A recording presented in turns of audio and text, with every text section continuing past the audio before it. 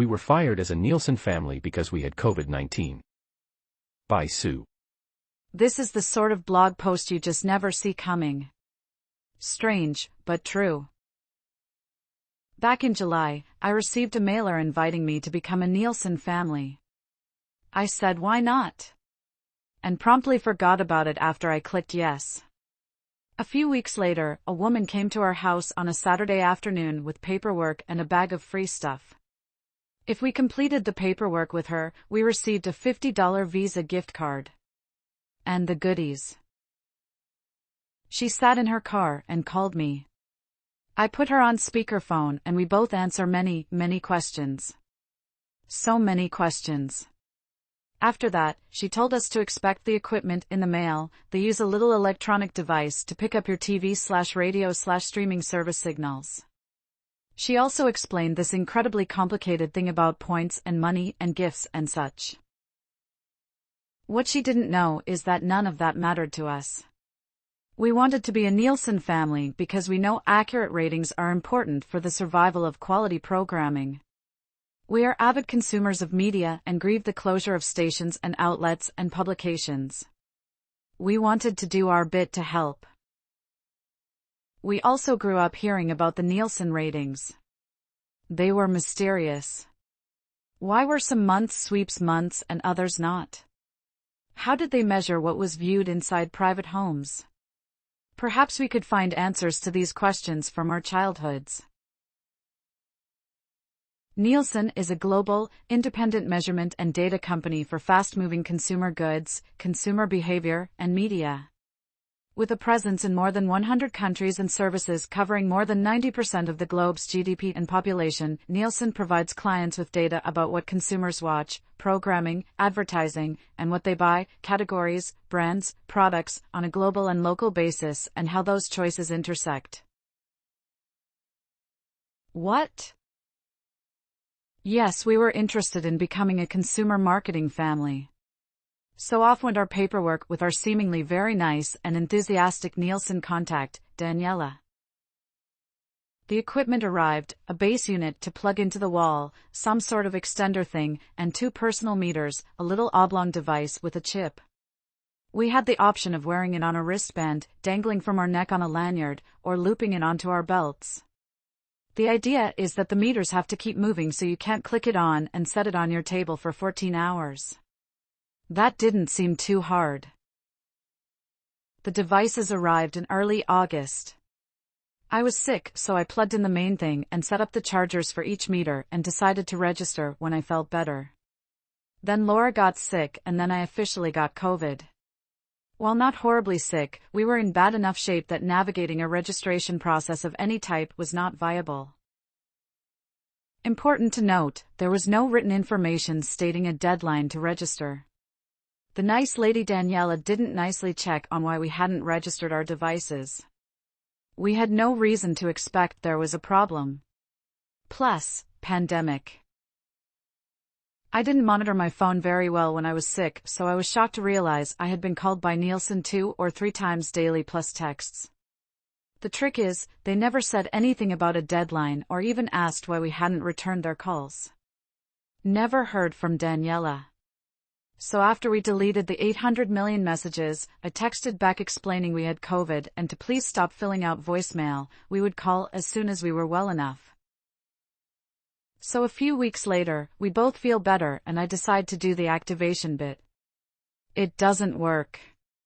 So I called a company and that's when I learned the shocking truth. We were fired. The very nice and anxious young man on the phone kept reading from a script about testing in our area coming to an end and inviting us to reapply. I was nice to this poor young man whose entire vibe screamed run run run. Poor guy. It was total BS and we both knew it. They fired us. He promised to have a supervisor call me as they were all busy. Still waiting on that. Then I contacted Daniela, who had pledged her trust to our tenure as a Nielsen family. She replied, promising to look into the matter, expressing great concern about our health. I completely understand your frustration in the matter of how this all happened and how it was handled. I am sorry that this became an issue, and even more while you were sick and dealing with COVID-19, and I do recall our conversation and everything we spoke about. This is a matter that I will bring up to management, as I know these are absurd times, and there's just unimaginable situations happening. As soon as I have some answers, I will reach back to you. Daniela did not get back to me. 2 weeks later, I texted her because I had this equipment lurking around. She told me she has no authority in the matter and simply waiting for someone to respond to her. Then this little tidbit. Panel relations is simply following protocol, as you were taken out of the panel for inactivity over a course of 23 days, and we haven't received any other updates. So here we go with the customer relations bait and switch. No one ever told us we had 23 days to do anything. We never got activated, so how did we get inactive? Why didn't any of the million phone calls mention this in the voicemail? Why didn't Daniela tell us this when we started? When I reached out to her? Why didn't Nielsen put this in the box? Send a reminder email? And why did the poor little man we originally spoke to told us something different? I mean, really. This is a silly little incident that is an annoying blip for us, but it does make me have significantly less value of ratings. The fear in that young man's voice as he lied to me and the switch and bait tactics used by Daniela make me suspect of their decency as an employer. And their cavalier attitude about firing a lesbian household because COVID-19 prevented us from getting active in a 23-day period speaks volumes about their bias and disregard for the people actually providing the ratings.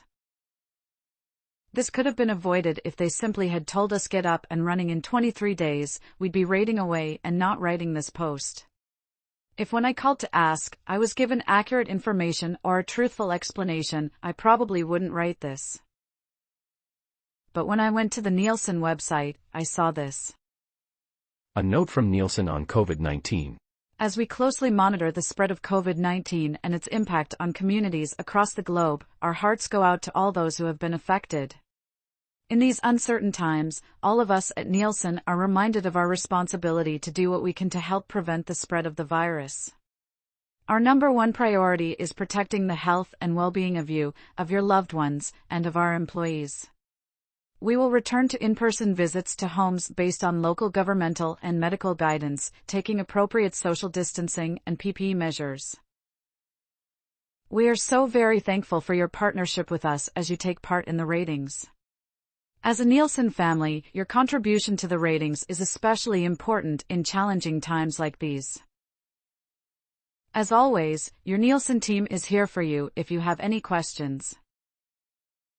So I counted the days between receiving the devices and my phone call. It was 24 days, I think. I was sick at the time. I told them on what I think is about day 19 that I had COVID and to please stop calling relentlessly. So they knew I had COVID within their magic 23-day window and took no action. I told them about the COVID and they did this as part of their hearts going out to all, of their priority to protect our health and well-being, and they are here for me? Ledcat is convinced they fired us in part because they realized we are lesbians. Who knows?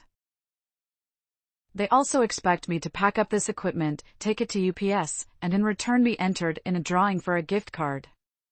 Wow, that's not reasonable. I'm not doing that. I suggested Daniela swing by and I'll leave the equipment on my stoop for her to pick up. She did not respond. So if they don't come get it, I'll take it to the next electronics recycling event. Obviously, we'll never be considered to be a Nielsen family again. That's a shame. For them and their paying clients. We watch quite a bit of network television. We are watching 60 Minutes right now after watching the local and national news. We watch the news every single day of the week, local and national. We watch a little prime time. We watch a lot of cable. We stream. We always have the radio on. We know how to use electronics. We are familiar with how ratings impact our lives. But now we know, those ratings are part of a greedy corporate monolith that has zero respect for human employees or humans collecting the ratings. I don't care about earning $10 every 9 months or whatever shell game they have going on, but I do care about being treated with respect and courtesy. And at least truthiness. Nielsen has taken some hits to its credibility with regard to how it reports ratings. They lost their accreditation a year ago September and hope to regain it this year. I vote nope if anyone cares. Clearly, I should have looked up that information before I agreed to join the ranks. I can admit I was enamored of being an old-school influencer in some small way. So now that I have learned my lesson about their cold and heartless ways, I can share my experience with you. Don't agree to be a Nielsen family. If you are ever contacted by Nielsen with their pathetic crisp $10 bill to entice you into signing up, don't do it. These are not good people. They are greedy, lying bastards whose heart is much smaller than any Grinch. Can you imagine what it must be like to work there? If they couldn't recalibrate their system to adjust for COVID-19, or include the proper instructions in the first place, what does that say about their business model? It says, not deserving of accreditation. As for the lesbian bit, so Daniela was aware that we are two women married to each other. It didn't seem to be an issue. But in the current political and social environment, anything is possible once paperwork moves from frontline to corporate. Our anti-LGBTQ bias antenna are always at full alert because you never know. You have inklings, vibes, and feelings. Ledcat has that feeling here and I will not discredit her. Nielsen never called or emailed her. We both thought that was a bit odd. They certainly make a lot of money tabulating LGBTQ ratings.